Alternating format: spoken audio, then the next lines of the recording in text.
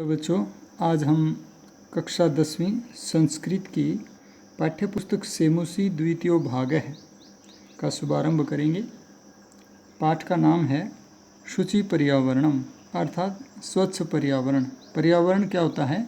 हमारे आसपास का जो वातावरण है उसको पर्यावरण कहते हैं। इसके अंतर्गत वायु, पृथ्वी, जल, वनस्पतियाँ, ये सारी चीज़ें, जीव जंतु, ये सब शामिल होते हैं। उसे संपूर्णतः मिला करके ही हम क्या कहेंगे, उसको पर्यावरण कहते हैं। उसकी स्वच्छता, उसकी शुद्धता और स्वस्थता के बारे में ये पाठ है। तो ये हम शुरू करते हैं।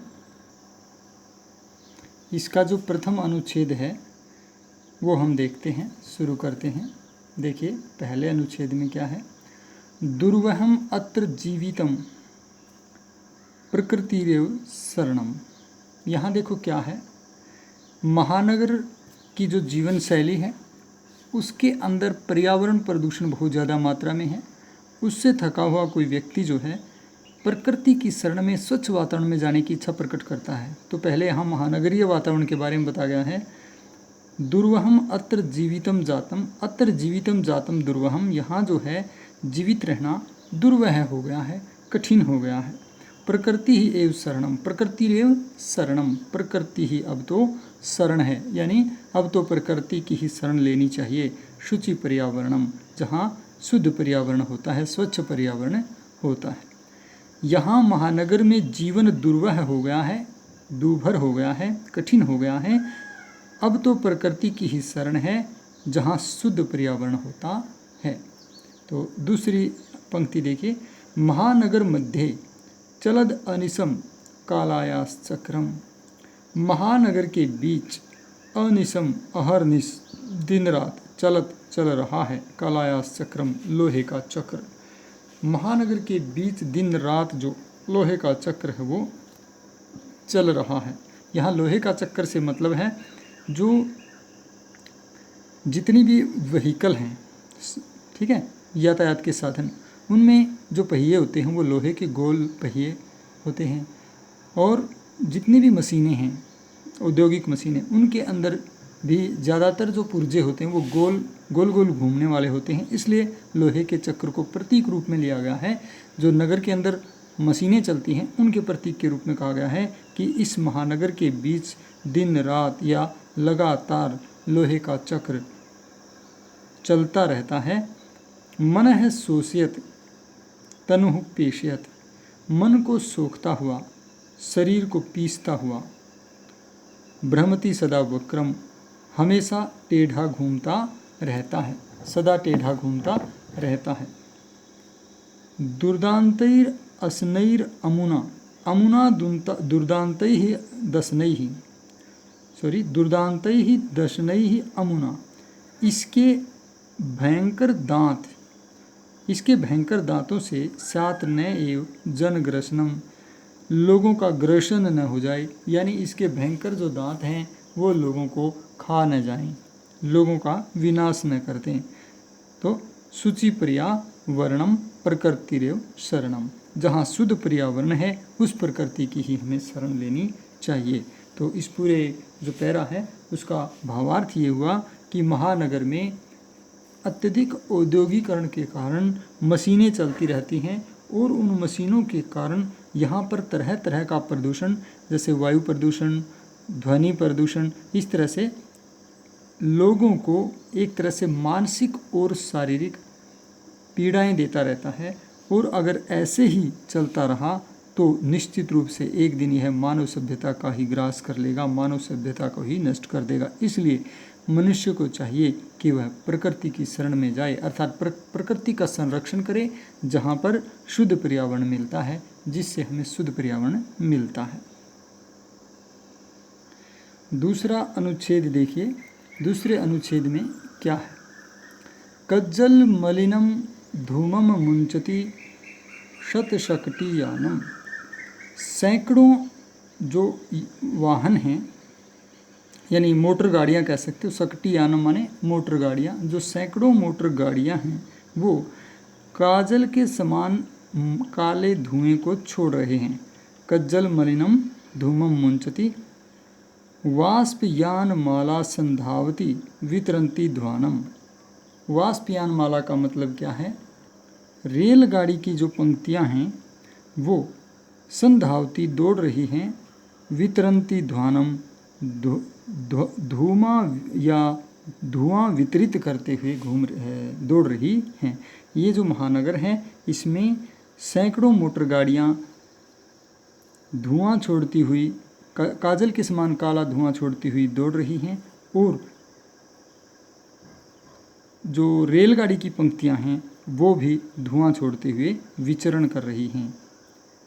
यानानाम पंक्तियों ही अनंतः कठिनम संसरणम के ही माने होता है निश्चय। निश्चय ही वाहनों की पंक्तियां अनंत हैं, यानी इतनी ज़्यादा मात्रा में वाहन चल रही हैं जिनका कोई अंत नहीं है। और कठिनम संसरणम, संचरण करना भी या चलना फिरना भी कठिन हो रहा है। जैसे रोड वगैरह पार करने में भी मुसीबत होती है, मुश्किल होती है कि वाहनों की पंक्तियां अनंत हैं और निश्चय ही यहाँ चलना फिरना भी कठिन हो रहा है। शुचि पर्यावरणम प्रकृतिरेव शरणम, जहाँ शुद्ध पर्यावरण है उस प्रकृति की ही अब तो शरण लेनी चाहिए। कहने का भाव ये हुआ कि महानगर में अनेकों वाहनों और रेलगाड़ियों के चलने से बहुत ज़्यादा धुआंधार रहता है, प्रदूषण रहता है, और लोगों को चलना फिरना भी यहाँ की भीड़ भाड़ के कारण बहुत मुश्किल हो जाता है। इसलिए मनुष्य को प्रकृति की शरण में जाना चाहिए। तीसरा अनुच्छेद देखिए, वायुमंडलम भृशम दूषितम, वायुमंडल अत्यधिक दूषित हो गया है। न ही निर्मलम जलम, और जल भी निर्मल नहीं है। कुत्सित वस्तु मिश्रितम, दूषित वस्तुओं से मिला हुआ या मिश्रित।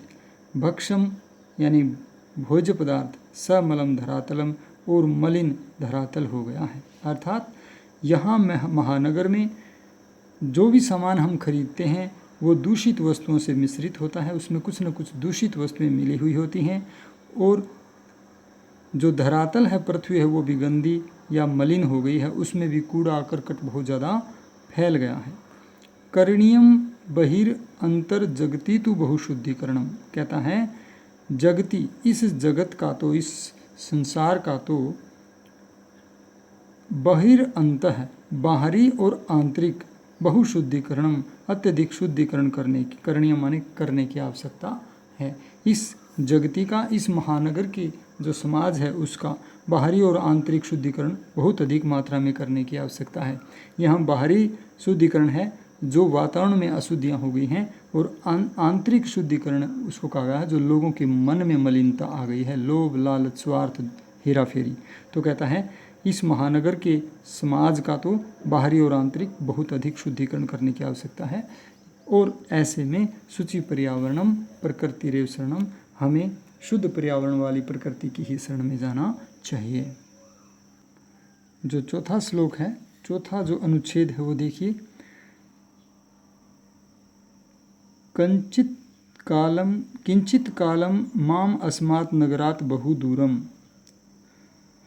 किंचित कालम न माम अस्मात् नगरात् बहु दूरम, कुछ समय के लिए मुझे इस नगर से बहुत दूर न माने ले चलो, मुझे कुछ समय के लिए इस नगर से बहुत दूर ले चलो। प्रपश्यामि ग्रामांते निर्झर नदी पयः पूरम, के गांव के छोर पर, ग्रामांत होता है गांव का अंतिम छोर, गांव के छोर यानी गांव के बाहर जो है नदी, निर्झर नदी पयः पूरम, झरने और नदियों को जो जल से भरपूर हैं, जल से भरे हुए नदी और झरनों को प्रपश्यामि माने देखूंगा। मैं जो है गांव के छोर पर बहने वाली नदी और झरनों जो जल से भरपूर हैं उनको देखूंगा, इसलिए कुछ समय के लिए मुझे इस महानगर से दूर ले चलो। एकांते कांतारे क्षणम अपि मे साथ संचरणम, क्षणम अपि, क्षण भर के लिए साथ, काश हो जाए, मेरा संचरणम माने विचरण, एकांते कांतारे एकांत वन में, काश क्षण भर के लिए भी मेरा संचरण एकांत वन में हो जाए। क्योंकि महानगर के कोलाहल और प्रदूषण भरे वातावरण में व्यक्ति इतना तनाव में आ जाता है, वो थोड़ी सी देर के लिए भी वहाँ से मुक्ति पाकर एकांत जंगल में घूमना चाहता है। शुचि पर्यावरणम प्रकृतिरेव शरणम, जहाँ शुद्ध पर्यावरण है उस प्रकृति की ही शरण लेनी चाहिए। ठीक है, तो ये 4 अनुच्छेद आपके हो गए हैं। इनको आपने प्रसंग लिखना है। प्रसंग कैसे लिखोगे कि प्रसंग में आपने लिखना है, प्रस्तुत अनुच्छेद या काव्यांश हमारी संस्कृत की पाठ्य पुस्तक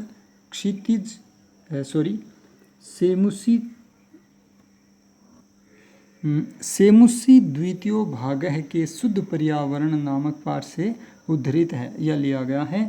इसमें महानगर के प्रदूषण भरे वातावरण के बारे में वर्णन किया गया है, या जो भी अनुच्छेद में अलग अलग अनुच्छेद का आप जो संदर्भ है वो अलग अलग भी लिख सकते हो। किसी के अंदर जो है महानगर से दूर जाने की बात कही गई है, किसी में महानगर के वातावरण का परिचय दिया गया है, तो उस हिसाब से आप लास्ट लाइन लिख सकते हो कि इसके अंदर क्या कहा गया है। ठीक है, फिर उसके बाद व्याख्या जैसे मैंने बताई है, और उसके पश्चात प्रत्येक जो अनुच्छेद है उसका भाव निकलता हुआ आपने बताना है। ठीक, तो ये आप लिखेंगे, और इससे आगे के जो और अनुच्छेद हैं वो हम अगले वीडियो में कराएंगे।